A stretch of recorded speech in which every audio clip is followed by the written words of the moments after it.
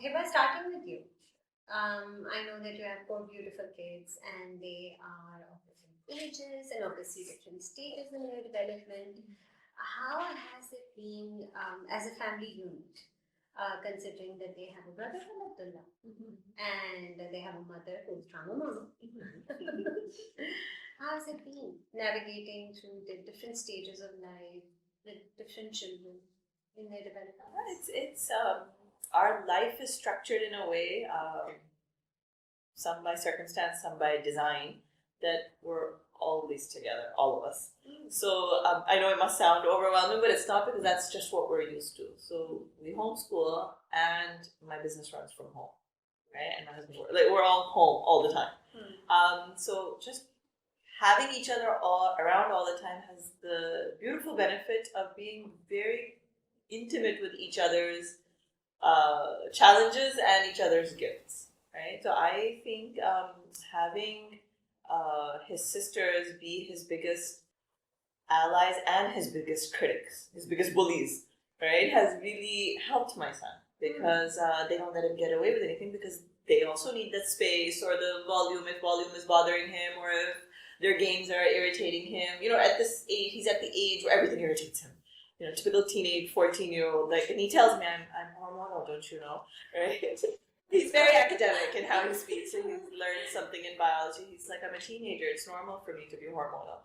And so we're able to accept his hormones, which, of course, his sisters don't, right? So that, in that way, it's been, for him, I think it's been nice to have that bubble.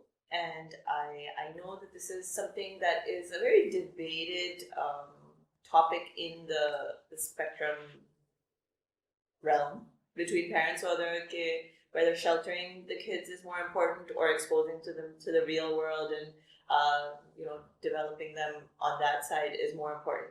I think because obviously I'm also just forging my own path as I go. I don't know what's the right way or the wrong way. My personal belief system towards not just special needs kids, but also all children, especially the sensitive type of children, has always been, if you recognize that your child is sensitive or has some additional needs, yes, one school of thought is, throw them in the deep end and then they'll either sink or swim, right?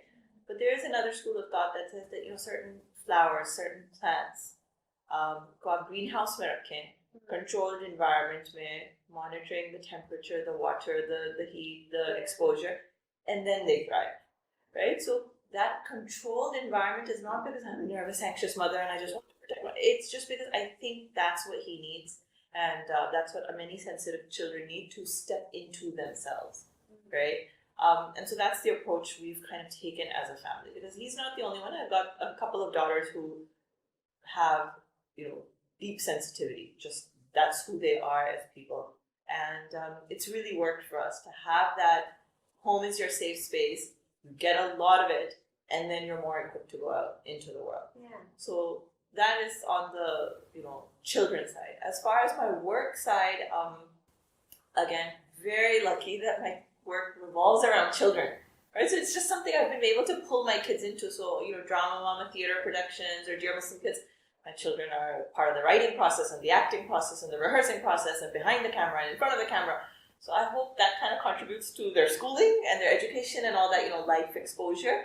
And also just something fun that they'll remember that as a family, we made this beautiful thing. I really, really hope that one day they'll look back and they're like, hey, we made that together. So for us, it's really worked out. Inshallah, I'll give you a take.